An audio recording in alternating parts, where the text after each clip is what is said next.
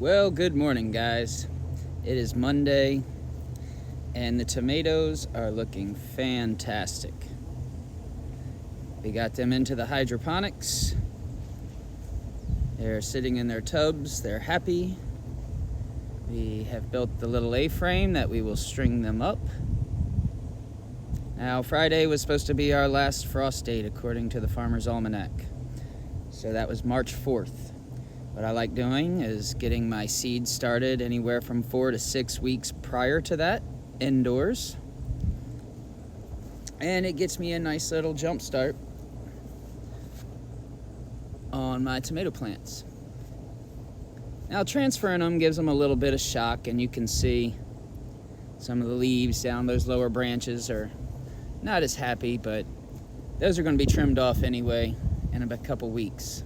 But here's the kicker, okay? It's going to be 31 degrees this coming Saturday night. When I looked at the forecast, future forecast, it was not supposed to do that. It wasn't supposed to be down below 65 for the next 2 weeks. And then here comes the cold snap. So what am I going to do, right? Well, for the most part, I got the A-frame set up. I can put a tarp over it, and hopefully that will keep them safe. And I'm pretty sure it will, because I'm keeping the tomatoes in a hydroponic tubs, so the water will heat up throughout the day and act as a thermal battery and release that heat overnight into the tarp that I'll be having laying over the little A-frame of my tomato plants. So that should do it. Hopefully, past 6-7 weeks of work and taking care of these plants don't go all for nothing with one frost. But I stay positive. I think they'll be fine.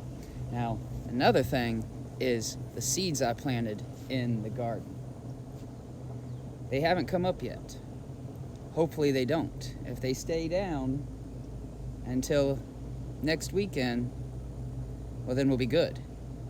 If not, those young plants will probably die. So what we got started here is we got some purple beans. They're going to be like green beans, but purple. Never grew them before. I'm interested in trying that out. Then these two spots here, we have our traditional green beans. They foolproof down here in the south. I mean, if this frost comes and knocks them out, well, I can go get another pack and they'll be fine. Those things are hardy, seeds are cheap, and they're way overabundant. Now, these next 3 rows I have not planted yet. I still have the plants in the hydroponic set up indoors. When I saw this frost might be coming, I waited because I don't want to lose those plants. Here in this row, I have eggplant seeds planted. I tried doing them in the hydroponic seed starting kit, and something went wrong and only a few of them popped up, so I figured I'd just try to direct sow them. Here, this, with the trellis, that's going to be my mouse melons. If y'all remember last year, those things were so cool. I love them. It's going to be really the only cucumbers I ever grow again. And then here, on these poles, on these 3, 1, 2, 3, I have your average crooked neck yellow squash. And these 3, everybody's favorite zucchini. That's a joke. Everybody hates zucchini. Let me show you something kind of cool, though. You see these little red things? Let me see if I can get close to them. See that? It's kind of hard to see. But those are called stinkhorn mushrooms, also known as devil fingers, because it kind of looks like the devil fingers coming up out of the ground, right? Kind of gnarly looking. They are here because when I mulch, I use fresh wood chips that I get for free, and I cover my bed. And you've probably seen some of my other posts that how I do my layer gardening, but we won't get into that right now. Well, these mushrooms decompose wood very, very fast, so I love to see them in here. The only problem is they're called stinkhorns for a reason, right? They're called stinkhorns for a reason. They smell like rotting meat. Yeah, it's not pleasant. It's not pleasant at all.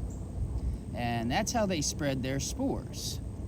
They attract flies that land on them, and they travel it to other places.